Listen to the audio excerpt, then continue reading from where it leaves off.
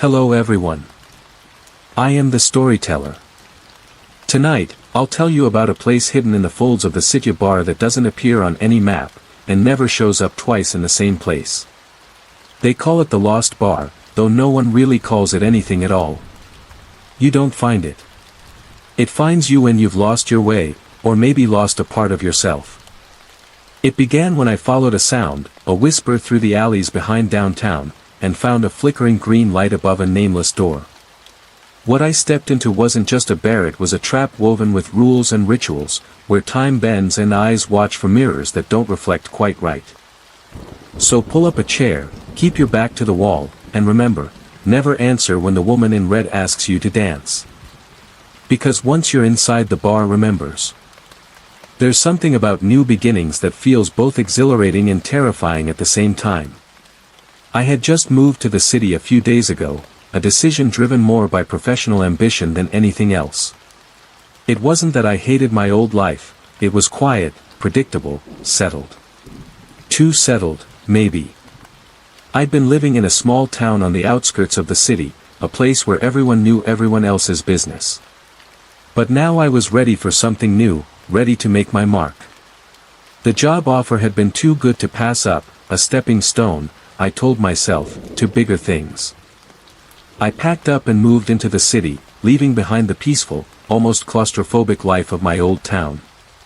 My apartment was small but comfortable, wedged between two towering buildings that made me feel like I was constantly under the weight of the city itself. I was alone, and yet I could hear the hum of life around me, people passing by on the street below, cars honking in the distance. On my third night in the city, some of my new colleagues from work invited me out. I thought it was the perfect opportunity to loosen up, to get to know them better, maybe even make a few friends. We met somewhere downtown, a place bustling with life. The neon lights flickering overhead as we walked through the streets, laughing and joking. They were a friendly group: Chris, the loud one, always cracking jokes, Elena, who seemed quieter but sharp with a biting sense of humor, and Jason, the one I had connected with the most, someone who seemed just as out of place in the city as I felt. We walked through the crowded streets, the glow of shop windows and bars casting long shadows on the pavement. We should find a place to sit, Chris said at some point, stretching his arms out and yawning dramatically. Yeah, somewhere with good food, Jason added, I'm starving. We wandered for a bit, passing one packed bar after another, none of them quite what we were looking for. We weren't in a hurry, though, the night was young and the conversation was easy. At some point, as we turned a corner, I heard something, a faint sound coming from an alleyway between two tall, grimy buildings. It wasn't anything clear, just a sound, like a low hum or murmur. I turned my head toward the alley, squinting into the dimness. Hey, hang on a sec, I said, almost to myself, stepping away from the group. I glanced back at them, but they were too absorbed in their conversation to hear me. Curiosity got the better of me, and I took a few steps into the alley, peering into the darkness. Nothing. Just a narrow passage lined with dumpsters, the walls grimy and damp. But there was something about it that felt off, something that tugged at me. I kept walking, thinking I would just take a quick look, then head back to my friends. But the farther I went, the more twisted the alleyways became. The straight path I had entered was suddenly full of turns, leading me through narrow, winding back alleys that seemed to shift with every step I took. I should have turned around. I should have called Jason or one of the others, but for some reason, I kept going, half amused and half annoyed at myself for getting lost in the maze of alleyways. By the time I realized just how deep into the back streets I'd wandered, it was around 9 p.m. The buildings loomed tall above me, blocking out the sky, and the alleys grew darker, more oppressive. I reached for my phone, thinking I should probably call one of my colleagues, maybe let them know where I was, or at least make up some excuse for disappearing. I didn't want to admit that I had gotten lost. As I scrolled through my contacts, a green, dim light caught my eye. I looked up and saw in the distance what appeared to be a small sign illuminated above an entryway, barely visible in the narrow alley. The light flickered, casting strange shadows against the brick walls. Curious, I walked closer, squinting as the sign became clearer. The Lost Bar. I couldn't help but chuckle at the name. Fitting, I thought, given the labyrinth of back alleys I'd wandered into. Still, it was intriguing, a hidden bar tucked away from the busy streets. With a name like that, I figured it would be worth checking out. Maybe I could invite my colleagues over, making it seem like I'd found something special instead of just admitting that I'd gotten lost. I stepped up to the door and pushed it open, the hinges creaking softly as I entered. Inside, the bar was cozy, almost unnervingly so. It felt like stepping into a different time. The lighting was dim, casting everything in a warm, amber glow. The decor was vintage, old wooden furniture, dusty chandeliers hanging from the ceiling, and a jukebox in the corner softly playing music I couldn't quite place. It was like something out of a dream, or maybe a memory. I approached the bar and took a seat on one of the tall stools. There were other patrons scattered around the room, but no one was talking. They all seemed focused on their drinks, lost in their own worlds. The air was thick with an odd sense of familiarity, as if everyone here knew something I didn't. The bartender, a tall man with graying hair and a face that seemed carved from stone, stood behind the bar, polishing a glass with slow, deliberate movements. He didn't acknowledge me at first. I pulled out my phone, scrolling through my contacts again, ready to call Jason and tell him to come check this place out. Just as I was about to dial, a deep, gravelly voice broke the silence. "What do you think you're doing?" I looked up, startled. The bartender was staring at me, his face expressionless, his eyes dark and unreadable. I hesitated, thrown off by his tone. "I'm just calling my friends. I thought they might want to join me here." The bartender's gaze didn't waver. He set the glass down and leaned against the bar, his voice low. "Look, kid, we have some rules around here." I raised an eyebrow, half amused by the idea. "What, like no phones at the bar or something?" The bartender didn't smile. He didn't move. "No, not that kind of rules." There was a long pause, the air in the bar growing heavier. "First rule," the bartender said, his voice cutting through the silence like a knife.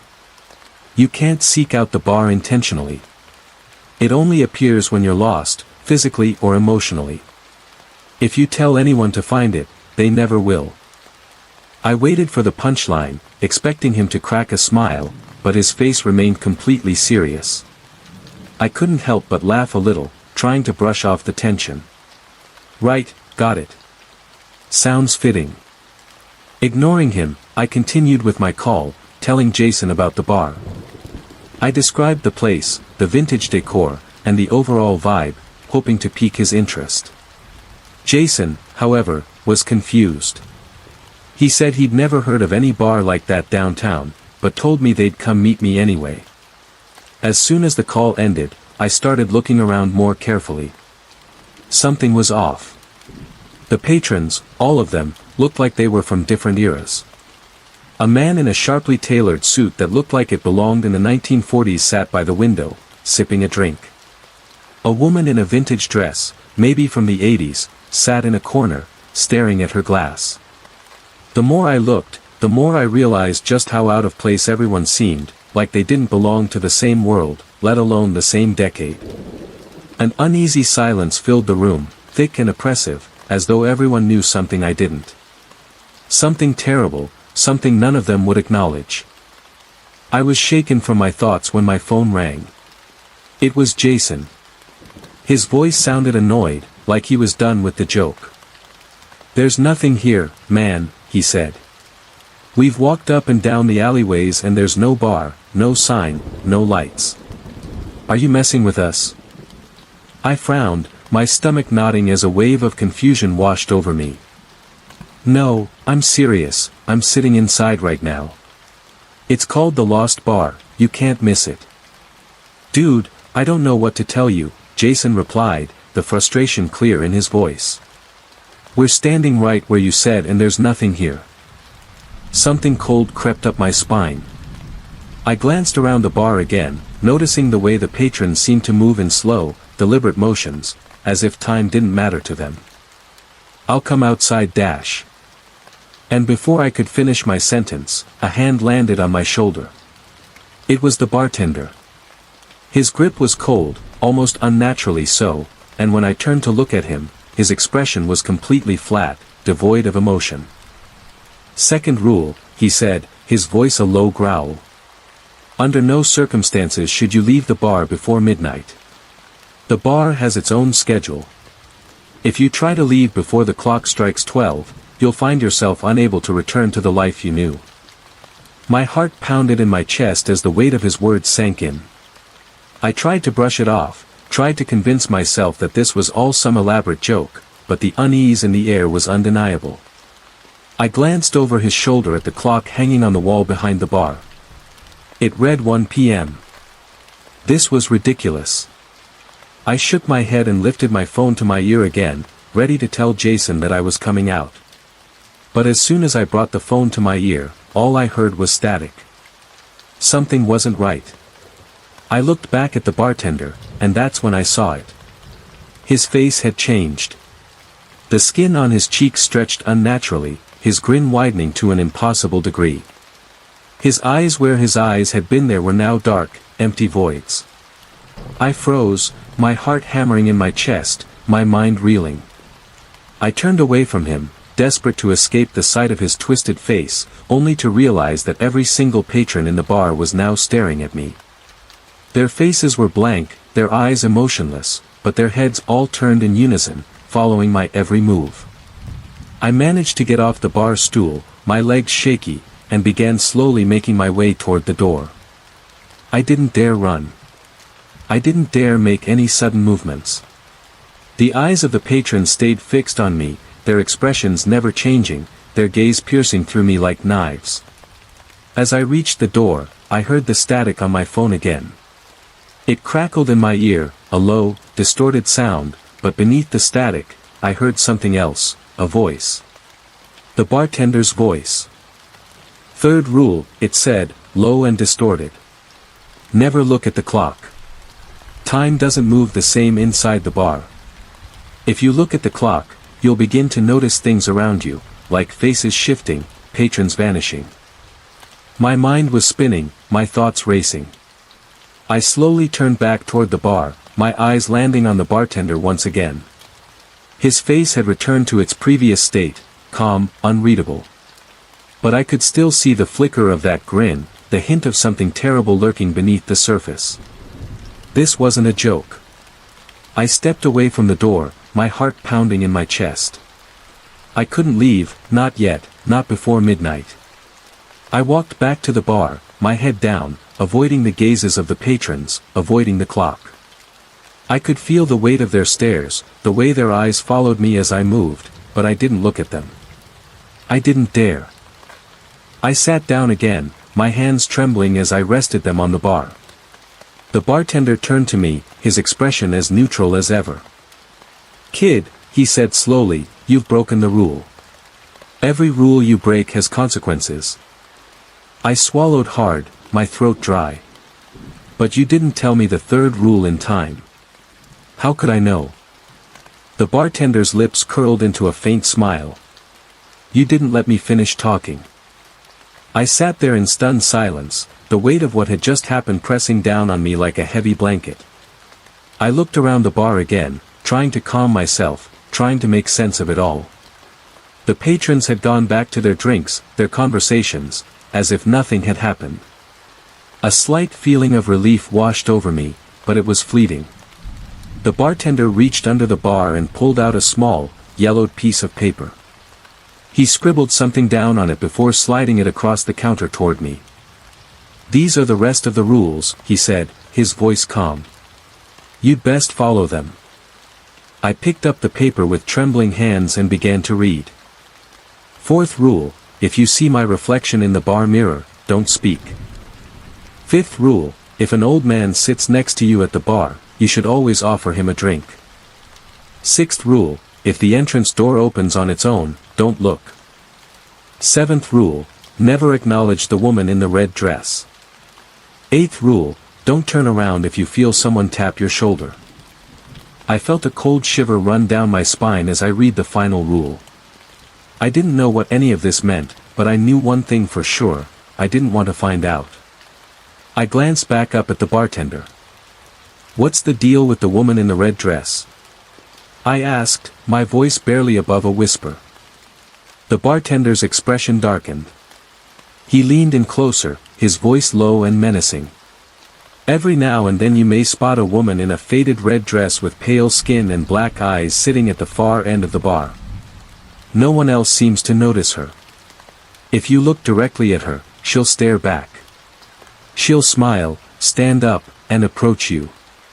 If you speak to her, she'll follow you wherever you go, even after you've left the bar. She never stops following." My skin crawled at his words, my stomach turning with fear. I sat back in my chair, trying to process everything.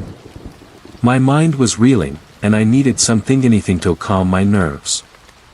"I'll have a whiskey," I muttered, my voice shaky. "On the rocks." The bartender gave a slight nod and poured me a glass, the ice clinking softly as he slid it across the bar. I took a long sip, the burn of the whiskey spreading through me, though it did little to calm the panic swirling in my chest. As I sat there, nursing my drink, I caught a glimpse of something in the corner of my eye, the bar mirror. The bartender's reflection. I froze. His reflection wasn't right. It wasn't him. It was something else. The reflection contorted, twisting into strange, unnatural shapes. The bartender's face stretched and distorted, his eyes empty, hollow. His grin was wide, impossibly wide, and his reflection was staring straight at me, through me. I felt my heart skip a beat, my breath catching in my throat. I couldn't look away, but I knew I couldn't speak. "Don't speak." With a great effort, I tore my gaze away from the mirror and stared down at the bar, my hands trembling around my glass. I couldn't say anything, I couldn't break the rule. I took another sip of whiskey, trying to steady myself, trying to pretend like everything was normal. But nothing was normal. I needed to stretch my legs, to get away from the mirror, so I stood up and wandered a few steps away from the bar, careful not to glance toward the reflection again. After a few moments, I heard something, a faint tapping sound, like someone drumming their fingers on the bar. I turned toward the source, and there he was, an old man sat at the bar, hunched over, his face hidden beneath the shadow of a wide-brimmed hat. He didn't move, didn't speak. He just sat there, his hands resting on the bar in front of him. My heart raced as I remembered the fifth rule: if an old man sits next to you at the bar, you should always offer him a drink. I didn't hesitate. I rushed back to the bar, my mind screaming at me to obey the rule. "What would you like to drink?" I asked, my voice barely steady. The man didn't respond. He didn't move. For a long, agonizing moment, I thought I had done something wrong, but then, slowly, the old man turned his head toward me, revealing hollow, black sockets where his eyes should have been. His mouth opened, but no words came out. Instead, I heard a distant, echoing scream, building in intensity until it filled the room. Panic surged through me, but I didn't falter. I grabbed my own whiskey glass and slid it across the bar toward the old man. The scream stopped. The man turned back to face the bar, the black voids of his eyes staring straight ahead, as if nothing had happened. I looked around the bar, but the other patrons hadn't reacted at all. They were still minding their own business, as if the old man and his scream had never existed. I couldn't take it anymore. I needed to leave. I turned toward the door, knowing that midnight was approaching, but unsure how much time I had left. I glanced at my phone, hoping to check the time, but the screen was black. It wouldn't turn on no matter how many times I pressed the button. My heart pounded in my chest as I turned to the bartender. "What time is it?" I asked, my voice hoarse. The bartender's eyes locked onto mine, his expression unreadable. "Good," he said softly. "You followed the rule." He paused for a moment, then added, "It's 11:30 p.m.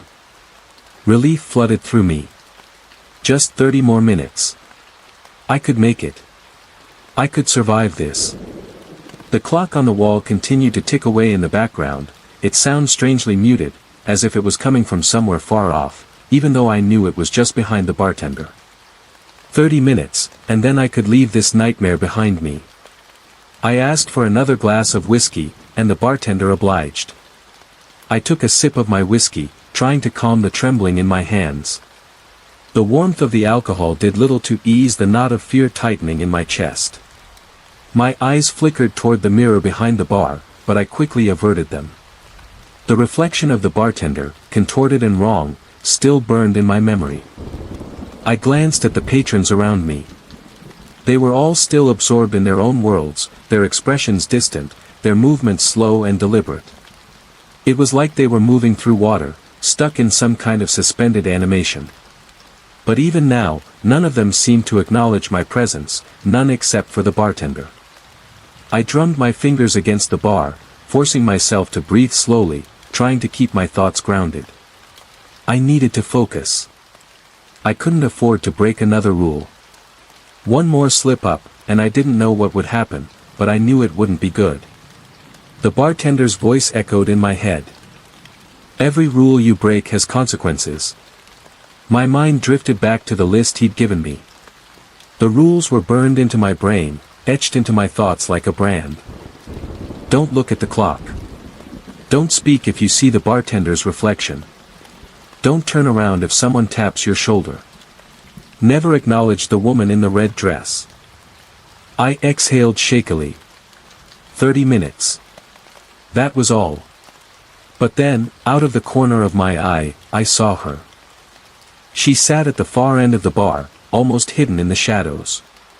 Her dress was deep red, faded like it had been washed too many times, its color dull in the dim light. Her skin was pale, almost ghostly, and her long black hair cascaded down her shoulders in soft waves. A chill crawled down my spine as I turned my gaze back to my drink, my heart pounding in my chest. I could feel her presence, like a weight pressing down on the room, thickening the air with an almost suffocating heaviness. My hands tightened around the glass as I tried to remind myself of the rule. Never acknowledge the woman in the red dress. I took a slow, deliberate breath, refusing to look back at her. I didn't dare turn my head, even a fraction, but I could feel her staring at me.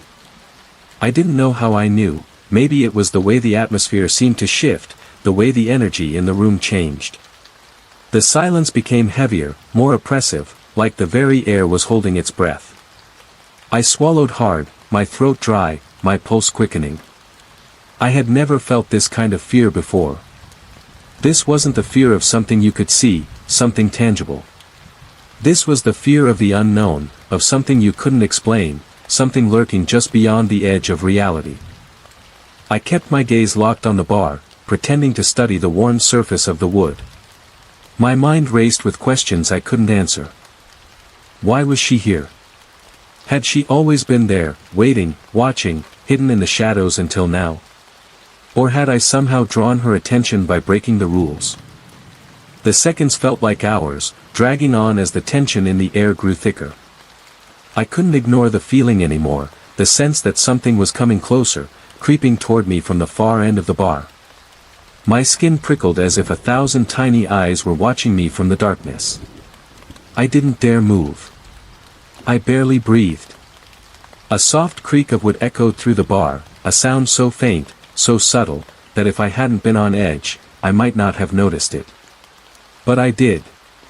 She had shifted in her seat. My heart pounded louder in my chest, and I forced myself to stay still. Don't look. Don't acknowledge her. It's just a trick. I told myself. It's just the bar trying to mess with you. But then I heard something else, a soft, rhythmic tapping. It wasn't coming from the bar this time. It was coming from her direction, like fingernails lightly tapping against the wood, an almost absent-minded rhythm that sent chills crawling up my spine. The tapping continued, slow and deliberate, filling the silence that hung heavy in the room. My pulse quickened, and sweat began to bead on my forehead.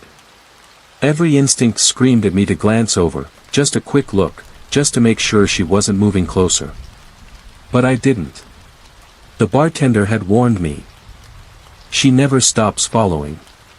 The tapping grew louder, more insistent, like she was trying to draw me in, trying to force me to break the rule. I clenched my fists so tightly my knuckles turned white, fighting the overwhelming urge to look. Then, suddenly, the tapping stopped. The silence that followed was deafening. It was as if the entire bar had gone still, waiting for my next move. I squeezed my eyes shut, my mind racing. Maybe she was gone. Maybe it was over. Maybe I had passed the test.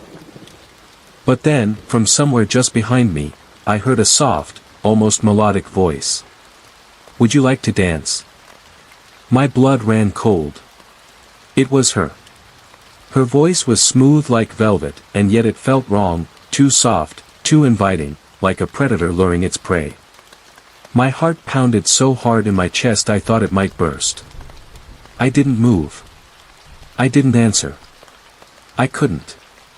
The air grew colder around me, and I felt her presence closer now, much closer.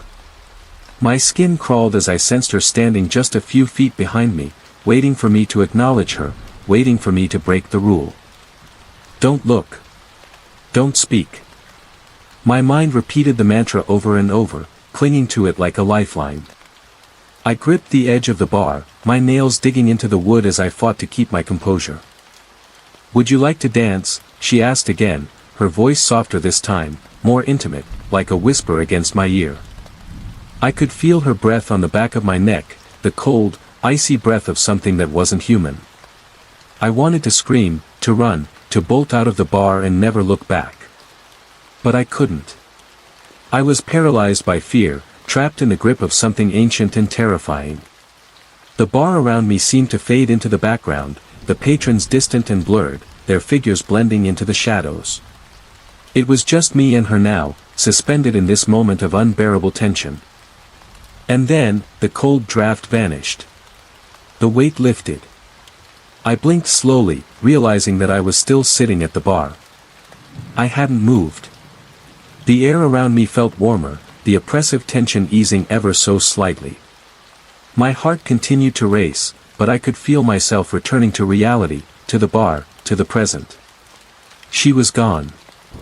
I didn't look to check, I didn't dare, but I could feel it, the change in the atmosphere, the weight of her presence had lifted, like a shadow retreating back into the darkness. I let out a shaky breath, my body trembling from the encounter. I didn't know how I had survived it, all I knew was that I had followed the rule. I had made it through. The bartender approached me again, his expression unreadable as ever. "Good," he said quietly. "You didn't break the rule." I couldn't respond. I didn't have the energy. All I could do was nod weakly, my mind still reeling from the encounter. But before I could fully process what had just happened, the bartender leaned in close, his voice low and ominous. "There is one more rule," he whispered. "After midnight, the door cannot be opened from inside." My stomach dropped. The relief I had felt only moments ago evaporated, replaced by a new wave of terror. My heart pounded violently in my chest, the weight of those words settled over me like a suffocating blanket, my mind scrambling to make sense of it all. I was trapped. My hands clenched the edge of the bar, knuckles white, as the dread coursed through me. I could feel the seconds ticking by, dragging me toward a decision I didn't want to make. Leave now, break the second rule. The thought gnawed at me, growing louder with every beat of the clock. If you try to leave before the clock strikes 12, you'll find yourself unable to return to the life you knew. The bartender's voice had been cold and unyielding when he'd said it, but now it felt like a distant warning, almost mocking. What life? What was there for me, really? Sure, I'd just gotten this new job, but I didn't feel settled. My life before this city wasn't exactly something I was desperate to return to, lonely nights in my quiet town, a few distant friends, and a lingering sense of dissatisfaction. I'd moved here hoping for something new, but now I wasn't sure. Was it better to just leave now and accept whatever consequence followed? Maybe what waited outside the bar couldn't be worse than the slow descent into madness I was feeling here. Time slipped through my fingers, and before I knew it, the bartender leaned in again. "It's almost midnight," he said, his voice devoid of any emotion. My pulse quickened. Panic surging through me. I couldn't decide. I couldn't think. The sound of the ticking clock filled my ears, relentless, unmerciful. And then, the clock chimed midnight. Everything froze. The soft chime of the clock echoed through the bar, dragging with it an almost unbearable silence. My mind reeled, spinning out of control. It was too late now, wasn't it? The clock had struck, and I was trapped here, trapped in this twisted, nightmarish place with rules that seemed designed to break me. I couldn't even muster a thought, my breathing shallow, my eyes darting around the bar. Then, out of nowhere, I heard it. The door creaked open behind me. My heart stopped.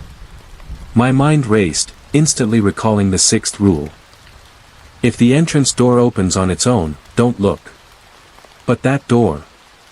That was my escape. The rules blurred in my mind, conflicting with my desperate need to leave. Who opened the door? How? The question echoed inside me, but the answer didn't matter. This was my chance. It had to be. A cold draft swept into the bar, chilling my skin. The air grew heavy, colder by the second. I could hear faint footsteps now, soft, deliberate, drawing closer. Each step seemed to reverberate inside my skull, as though the bar itself was amplifying the sound. And then, the faintest hint of breathing, slow, steady, almost imperceptible, but there. Something was there. I squeezed my eyes shut, fighting the primal urge to look behind me. Don't look, don't look.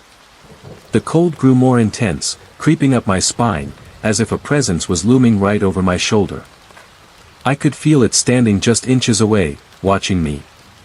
My legs trembled as I slowly slid off the bar stool. I had to move, had to get out before it was too late. My mind was screaming at me to run, to bolt for the door and never look back, but I forced myself to stay calm.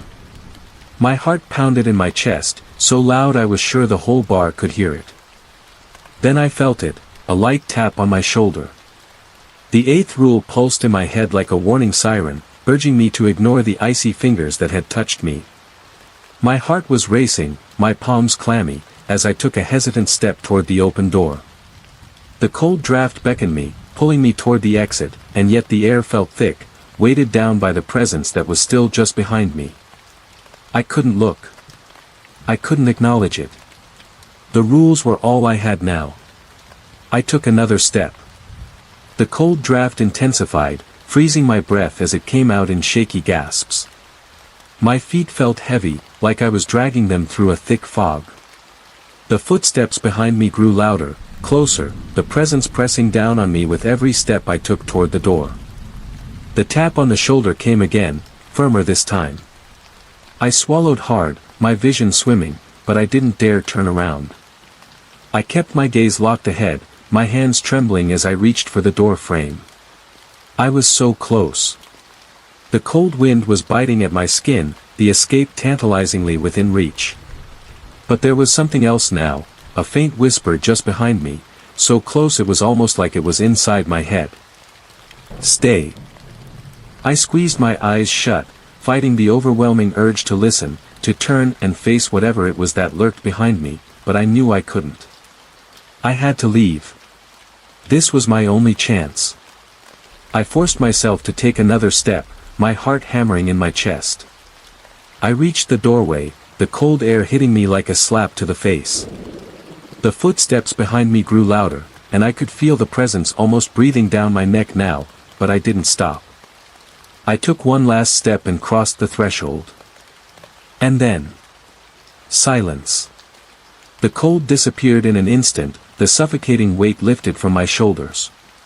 My breath came out in short, ragged gasps as I stumbled forward, out of the bar and into the night.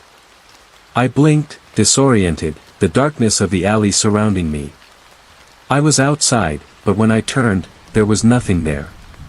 No sign of the door, no green light illuminating the alleyway. It was gone, like it had never existed. I stood there, my legs trembling, my body still shaking from the adrenaline coursing through my veins. I checked my phone, my hands still shaking slightly. The screen lit up without issue now, the clock reading almost 5 a.m. Morning was approaching. It was over.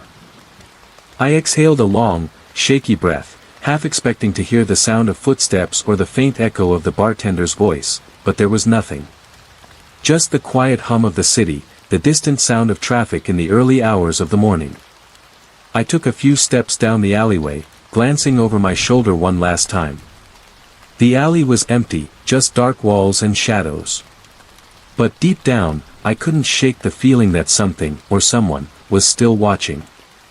With one last glance at the empty space where the bar had been, I turned and walked into the night, the cold morning air biting at my skin. I didn't look back again. I escaped.